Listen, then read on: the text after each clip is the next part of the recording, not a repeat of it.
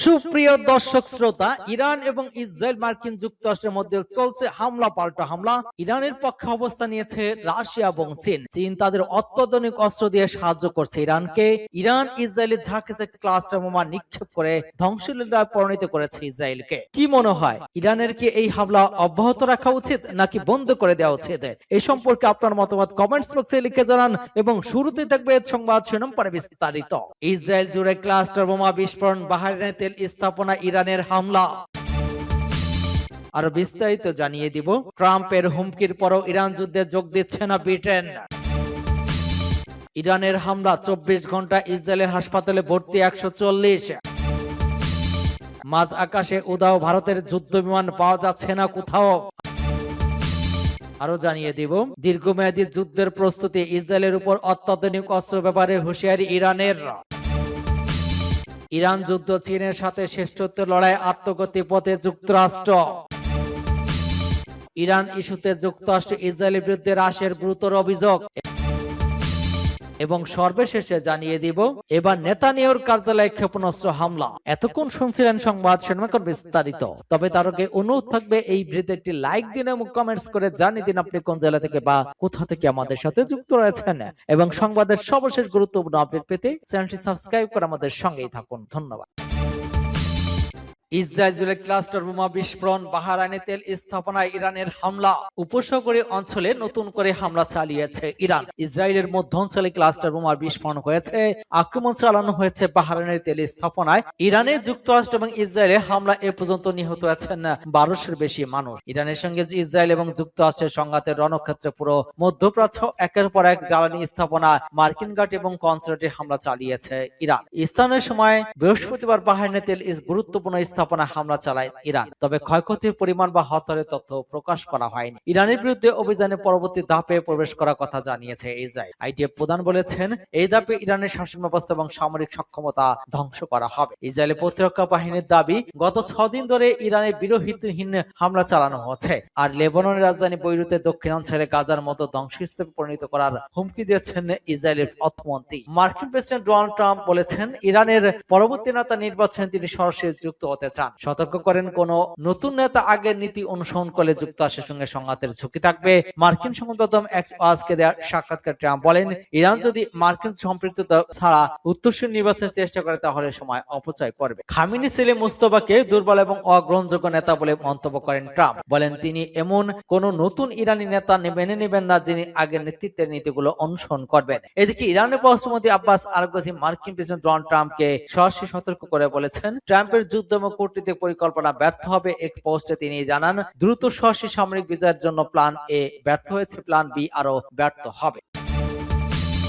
ট্রাম্পের হুমকির পরেও ইরান যুদ্ধে যোগ দিচ্ছে না ব্রিটেন। ইরানে যুক্তরাষ্ট্র এবং ইসরায়েলের যৌথ হামলা যুক্ত না হওয়ার সিদ্ধান্তে অটল ব্রিটিশ প্রধানমন্ত্রী কিয়ার স্টারমার। এমনকি তিনি মার্কিন যুক্তরাষ্ট্রের বিমানকে ব্রিটিশ ঘাঁটি ব্যবহার করে হামলা চালানোর অনুমতি দেননি। চলমান পরিস্থিতি বৃহস্পতিবার এক সংবাদ সম্মেলনে ওই সিদ্ধান্তের কথা জানান তিনি। কিয়ার স্টারমার বলেন, আমার লক্ষ্য জাতীয় স্বার্থে শান্ত এবং বিচক্ষণ নেতৃত্ব দেয়া। যত চাপ থাকুক, আমাদের মূল্যবোধ এবং নীতির পাশে দৃঢ়ভাবে দাঁড়ানোর শক্তি থাকতে হবে। ওই মন্তব্যের মধ্য দিয়ে তিনি মার্কিন প্রেসিডেন্ট ডোনাল্ড ট্রাম্প চাপের কাছে নতি স্বীকার না করার ইঙ্গিত দিয়েছেন বলে মনে করা হচ্ছে।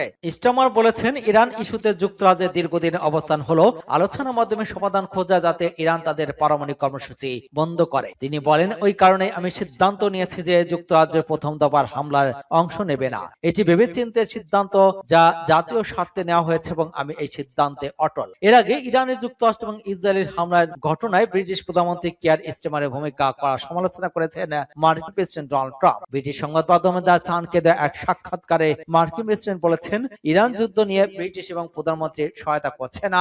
আমি কখনো ভাবিনি এমনটা যুক্তরাজ্যের কাছ থেকে এমনটা আশা করিনি। আমরা যুক্তরাজ্যকে ভালোবাসি। ইরানের বিরুদ্ধে যুদ্ধ সমর্থন না দেওয়ার কিয়ার স্টারমার মুসলিম ভোটারদের করার চেষ্টা করছেন বলে অভিযোগ করেছেন ডোনাল্ড ট্রাম্প। তিনি সতর্ক করে বলেন, ব্রিটেন এখন আর আগের মতো নেই। ইরানের হামলা 24 ঘন্টা, ইসরায়েল হাসপাতালে ভর্তি 140। ইরানের চলমান ক্ষেপণাস্ত্র এবং ড্রোন হামলার মধ্যে ইসরায়েলি প্রতিনিয়ত হতাহতের সংখ্যা বাড়ছে। স্থানীয় সময় সকাল পর্যন্ত গত 24 ঘন্টায় সংঘাতে আহত 140 জন ইসরায়েলিকে হাসপাতালে ভর্তি করা হয়েছে। ইসরায়েলের স্বাস্থ্য মন্ত্রণালয়ের বরাত দিয়ে টাইমস অফ ইসরায়েলের প্রতিবেদনে এই তথ্য জানানো হয়। প্রতিবেদনে বলা হয়, হাসপাতালে চিকিৎসাধীনের মধ্যে একজনের অবস্থা গুরুতর, 19 জনের স্বাস্থ্য মাঝারি অবস্থা এবং 114 জনের অবস্থা ভালো। 4 জনকে উদ্বেগজনক সমস্যার কারণে চিকিৎসা দেওয়া হয়েছে এবং 2 জনের চিকিৎসা পরীক্ষা সম্পূর্ণ হয়েছে, যা এখনো চলমান রয়েছে। টাইমস অফ ইসরায়েল বলেছে, গত শনিবার 28 ফেব্রুয়ারি সংঘাত শুরু হওয়ার পর থেকে 1619 জনকে হাসপাতালে ভর্তি করা হয়েছে। এর মধ্যে 27 জন এখনো হাসপাতালে চিকিৎসা নিচ্ছেন এবং যাদের অনেকে জরুরি চিকিৎসা নিচ্ছেন। বাকিদের হাসপাতাল থেকে ছেড়ে দেওয়া হয়েছে। গত শনিবার যুক্তরাষ্ট্র এবং ইসরায়েল ইরানে আগ্রাসন শুরু করে তখনও ওয়াশিংটন এবং তেহরানের মধ্যে ইরানের পারমাণবিক কর্মসূচি এবং অন্যান্য ইস্যু নিয়ে আলোচনা চলছিল।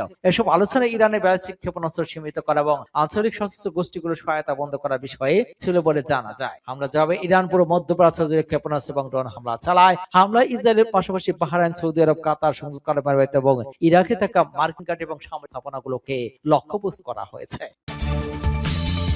মাঝ আকাশে উদাও ভারতের যুদ্ধ বিমান পাওয়া যাচ্ছে না কোথাও। ভারতের আসামে উড্ডয়নের পর মাঝ আকাশে নিখোঁজ হয়েছে দেশের একটি যুদ্ধ বিমান। বাংলাদেশের সময় শুক্রবার রাত 12টার পর সংবাদ মাধ্যমে এনটিভি জানায়, সুকেই 30 MK যুদ্ধ বিমানটির সঙ্গে রাডারের যোগাযোগ বিচ্ছিন্ন হয়ে গেছে। এখন এটি খুঁজে বের করার চেষ্টা চলছে। ভারতের বিমান বাহিনী এক বিবৃতিতে জানিয়েছে, বিমানটি আসামের জেরহাট থেকে উড্ডয়ন করে এবং সর্বশেষ যোগাযোগ ছিল বৃহস্পতিবার সন্ধ্যা 7টা 42 পর্যন্ত। বিমানটি খুঁজে পাওয়ার চেষ্টা চলছে। পরবর্তী বিস্তারিত জানানো হবে। সুখোই S-30 রাশিয়ার তৈরি উচ্চ কাস্টমাইজড যুদ্ধ বিমান। এটি প্রথম 1980 সালের দিকে তৈরি করা হয়। ওই যুদ্ধ বিমানের ভারতের বিমান বাহিনীর অন্যতম মেরুদণ্ড হিসেবে বিবেচনা করা হয়। দেশের উত্তর পূর্বাঞ্চলে Su-30 MK মডেলের একাধিক যুদ্ধ বিমান মোতায়েন করা আছে।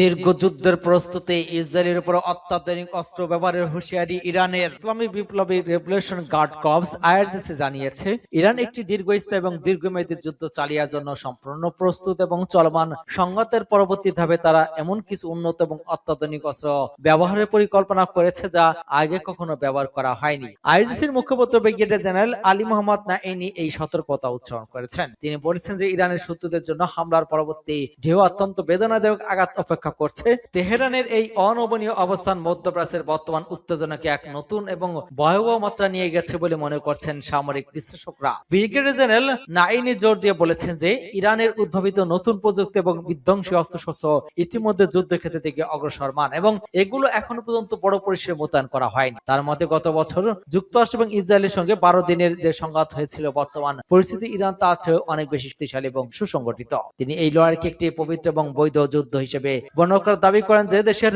সার্বভৌমত্ব রক্ষা যে কোনদের আত্মত্যাগ করতে ইরানের সশস্ত্র বাহিনী পিছপা হবে না। তার এই বক্তব্যে এটি স্পষ্ট যে ইরান কেবল প্রতিরোধমূলক অবস্থানে নেই, বরং এটি একটি দীর্ঘমেয়াদী সামরিক কৌশলের দিকে এগোচ্ছে। তেহরানে আয়োজিত এক সংবাদ সম্মেলনে নাইনি আরো উল্লেখ করেছেন যে শত্রুপক্ষ ইরানের প্রকৃত সামরিক সক্ষমতা সম্পর্কে এখনো অন্ধকারে আছে। ইরান যুদ্ধ, চীনের সাথে শ্রেষ্ঠত্ব লড়াই, আত্মগতি পথে যুক্তরাষ্ট্র।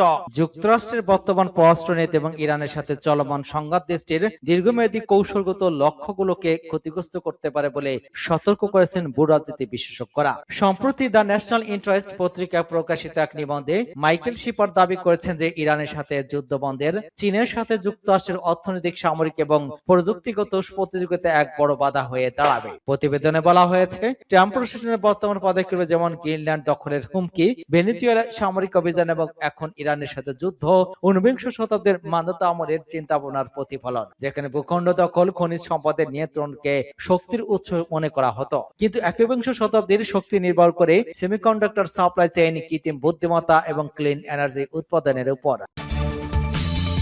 ইরান ইস্যুতে যুক্তরাষ্ট্র এবং ইসরায়েলের বিরুদ্ধে রাশিয়ার গুরুতর অভিযোগ। ইরানে যুক্তরাষ্ট্র এবং ইসরায়েলের হামলা জেরে মধ্যপ্রাচ্যে চলমান উত্তেজনা নিয়ে কড়া প্রতিক্রিয়া জানিয়েছে রাশিয়া। দেশটির পররাষ্ট্র মন্ত্রণালয় বলেছে, ইরানে হামলা চালিয়ে যুক্তরাষ্ট্র এবং ইসরায়েল আরব দেশগুলোকে যুদ্ধে টেনে আনার চেষ্টা করছে। রাশিয়া পররাষ্ট্র মন্ত্রণালয় এক বিবৃতিতে বলেছে, যুক্তরাষ্ট্র এবং ইসরায়েল ইচ্ছাকৃতভাবে এমন পরিস্থিতি তৈরি করেছে যাতে ইরান পাল্টা হামলা চালাতে বাধ্য হয়। এর ফলে কিছু আরব দেশ লক্ষ্যবস্তুতে আঘাত এনেছে তেহরান, যার কারণে মানবিক এবং বস্তুগত ক্ষতি হয়েছে হয়েছে।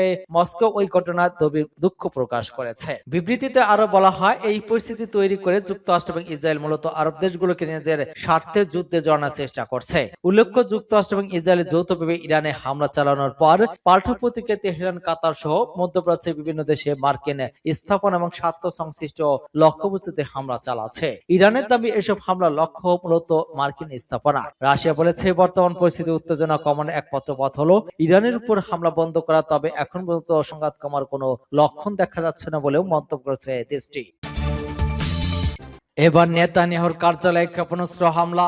যুক্তরাষ্ট্র এবং ইসরায়েলের যৌথ হামলায় নিজেদের সর্বোচ্চ ধর্মী নেতা আয়াতুল্লাহ আলী খামেনিকে হারিয়ে ক্ষোভে ফুঁসছে ইরান। ইসরায়েলের পাশাপাশি মধ্যপ্রাচ্যে অবস্থিত যুক্তরাষ্ট্রের সামরিক ঘাঁটিগুলোতে একের পর এক হামলা করে যাচ্ছে দেশটি। এই ধারাবাহিকতায় এবার ইসরায়েলের প্রধানমন্ত্রী বেনিয়ামিন নেতানিয়াহুর কার্যালয়ে ক্ষেপণাস্ত্র হামলার খবর পাওয়া গেছে। ইরানি ইসলামী বিপ্লবী গার্ড বাহিনীর বরাদ্দে ওই তথ্য জানিয়েছে ইরানি রাষ্ট্রায়ত্ত বার্তা সংস্থা ফার্স নিউজ এজেন্সি। প্রতিবেদন অনুযায়ী ইসরায়েলের প্রধানমন্ত্রী বেনিয়ামিন নেতানিয়াহুর কার্যালয় ছাড়াও ইসরায়েলি বিমান বাহিনী প্রধানের সদর দপ্তর ক্ষেপণাস্ত্র হামলা চালিয়েছে আইআরজিসি। নেতানিয়াহুর কার্যালয় এবং বিমান বাহিনী প্রধান কার্যালয়ে চালানো এই হামলা ইরানের নিজস্ব প্রযুক্তিতে তৈরি খাইবার ক্ষেপণাস্ত্র ব্যবহার করা হয়েছে বলে বিবৃতিতে জানিয়েছে আইআরজিসি। প্রসঙ্গত, পারমাণবিক কর্মসূচি বিষয়ক আলোচনা ভেসে যাওয়ার পর গত শনিবার 28 ফেব্রুয়ারি ইরানের উপর একযোগে হামলা চালায় যুক্তরাষ্ট্র এবং ইসরায়েল। ওই হামলায় মারা যান ইরানের সর্বোচ্চ ধর্মী নেতা আয়াতুল্লাহ আলী খামেনির। সর্বোচ্চ নেতার মৃত্যুতে 40 দিনের গণশোক এবং 7 দিনের সরকারি ছুটি ঘোষণা দেওয়া হয়। এদিকে খামেনির মৃত্যু হলেও ইরানের নিজেদের মিশন শেষ হয়নি বলে ইঙ্গিত দিয়েছেন